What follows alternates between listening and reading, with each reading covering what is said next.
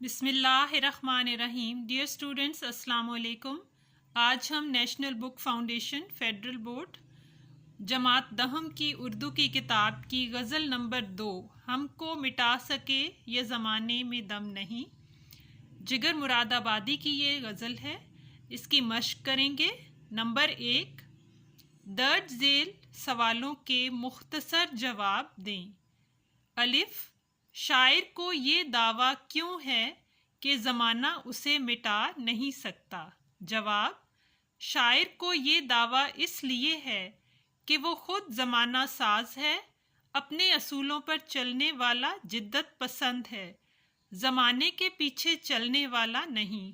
زندگی میں آنے والی مشکلات ان کا حوصلہ کم نہیں کر سکیں۔ انہوں نے اپنی شاعری کے ذریعے زمانے کو شعور بخشا اور فرسودہ روایات کا شکار نہ ہوئے۔ ب، قواعد کی روح سے اس غزل کے دوسرے اور تیسرے شعر کی کیا خوبی ہے، وضاحت کریں۔ جواب، قواعد کی روح سے اس غزل کا دوسرا شعر حسن مطلع یا مطلع ثانی ہے، جبکہ تیسرا مطلع ثالث ہے۔ حسن مطلع یا مطلع ثانی، مطلع کے بعد آنے والے دوسرے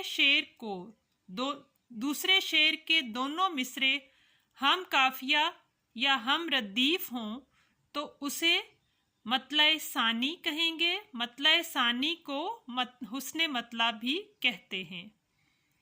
مطلع ثالث، مطلع ثانی کے بعد آنے والے تیسرے شعر کو دونوں مصرے بھی ہم قافیہ یا ہم ردیف ہوں تو اس کو مطلع ثالث کہیں گے۔ یہ تھا سوال ب۔ اب ہم چلتے ہیں سوال جیم کی طرف۔ جیم ہے، شاعر اپنے محبوب سے شکوہ شکایت کو سنجیدہ کیوں نہیں لیتا؟ جواب، شاعر اپنے محبوب سے شکوہ شکایت کو سنجیدہ اس لیے نہیں لیتا کیونکہ اس کے خیال میں محبوب کا ستم اس پر کسی احسان سے کم نہیں۔ اسے احساس ہوا ہے کہ وفا کا بدلہ وفا سے نہیں ملتا، محبوب کا ستم بھی محبوب سے ایک تعلق کی علامت ہے۔ دال، شاعر کیوں چاہتا ہے کہ کسی کی آنکھیں اشک ریز نہ ہوں؟ اشک ریز ہوتا ہے آنسو بہانا۔ جواب ہے، شاعر طنزیہ انداز میں کہتا ہے کہ میرا محبوب میرے مرنے پر آنسو نہ بہائے کیونکہ میرے مرنے کا واقعہ اتنا اہم نہیں ہے کہ اس پر میرا محبوب اپنے قیمتی آنسو ضائع کرے۔ شاعر کے لیے کون سی شے نعمت کا درجہ رکھتی ہے؟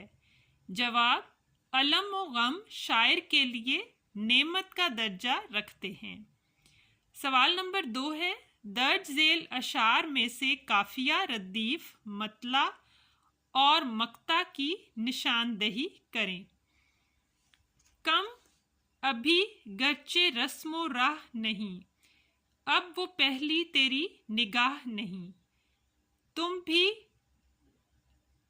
غم بھی ہے جزو زندگی لیکن زندگی اشک و آہ نہیں، یہ مساوات عشق دیکھ فراق، امتیاز شاہ و گدا نہیں۔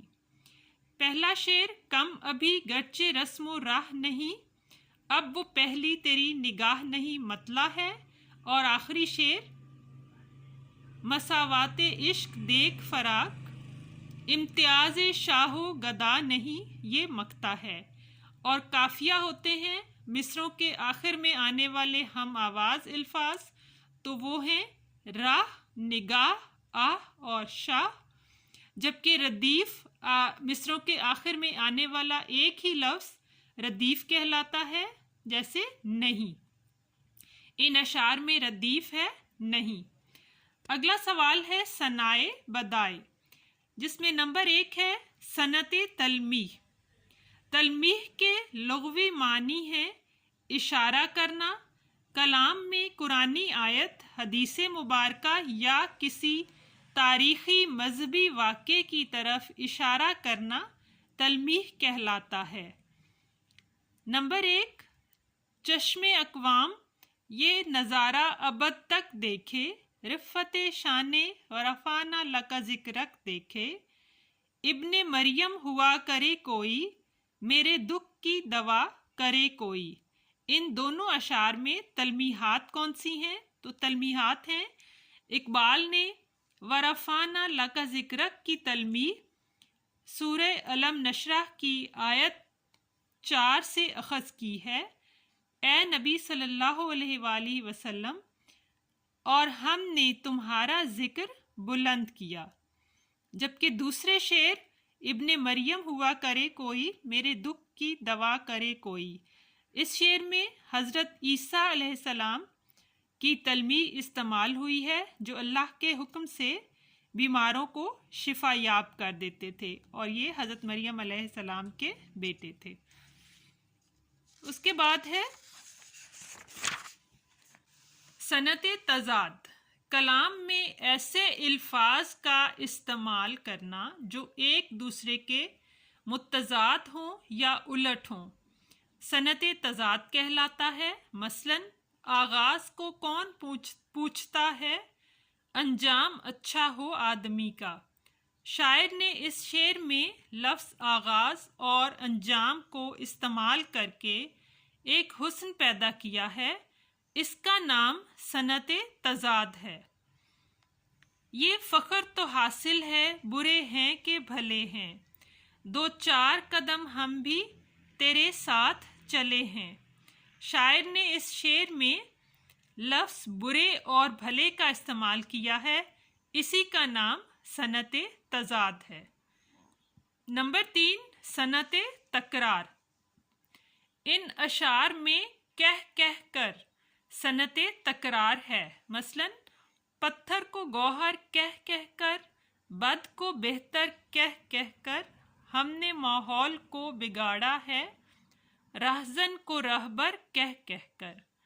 कलाम में लफ्ज़ या अल्फाज को तकरार के साथ इस्तेमाल करना, यानी बार बार इस्तेमाल करना, सनत तकरार कहलाता है।